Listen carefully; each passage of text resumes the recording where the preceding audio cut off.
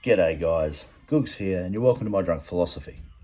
Today I'm going to talk about the reason why conservatives tend to, over time, cede ground or lose ground to progressives. I'm going to draw an analogy here. Imagine a great medieval castle. It's the enclave of the king and his court, has been for a long time. It's the conservative part of the kingdom where they want to conserve their power, they want to conserve their rule, their dominance, their reign, and the traditions and cultures of their kingdom. It's where the conservatives live. The progressives live in the village just down the road, and they decide that there's some certain things that they want from the conservatives. And so at first there's a few, and then there's a few more, then they get the villages around and maybe a few bigger towns. And next thing you know, there's 5,000 people at the castle walls saying, "We demand that you change your ways. We demand, and if you don't do it, we'll bring down these walls, we'll keep sieging it, you guys are going to starve." And the conservatives at that point have the conservatives, the king, the queen, all that, they have no choice but to defend the castle. They have to defend the walls from the villagers who seek redress. They have to do all these things.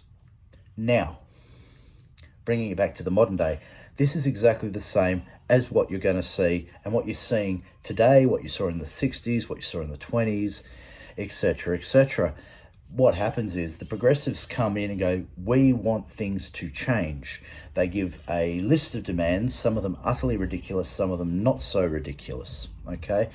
And they say to the people who are conservatives, hold the traditions, who hold the keepsakes of the cultures, etc., etc., "We want these things."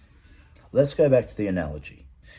What ends up happening is the king and the courtiers, the queen, all these, the keepers of the conservative kingdom, hear all the demands, don't want to be under siege anymore, and so they make a parley with the leaders of the villages who are seeking redress, and they say, "Sure, you've got ideas A through to E, we're willing to give you A and C, but not B, D, and E."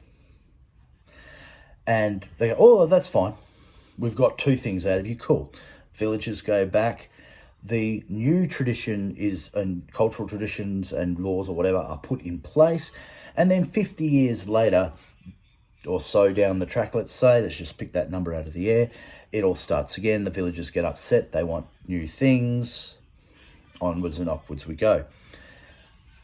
Now, of course, in those times, of course, there's a bit of a caveat. I understand that the king would just go out and just crush the villagers and they wouldn't have stood a damn chance.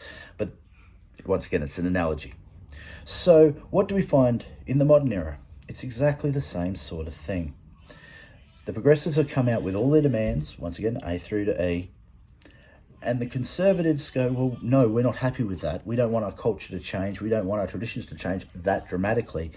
And so what usually happens, and it's usually, by the way, under a conservative government, it'd be interesting to see how this all pans out in America over the next 4 years, but usually the conservative government goes, "We'll cede points A and point C, but B, D, and E, we're not doing." And everybody's happy for another, 30, 40, 50 years, and then the progressives come back in with the latest set of cultural changes and demands. Okay, this is the way this game is usually played. So if you want to know why conservatives usually lose to progressives, it's because the progressives have all the ideas and they're willing to fight for them. And all the conservatives can do is to try to defend the traditions and then parlay to try to keep the more crazy ideas of the progressive types out of the culture. I'm Nathan Googs Fletcher. This is My Drunk Philosophy, and I'll see you guys down the road. Hooroo. Be good. Be safe. Don't be evil. And I'll catch you later.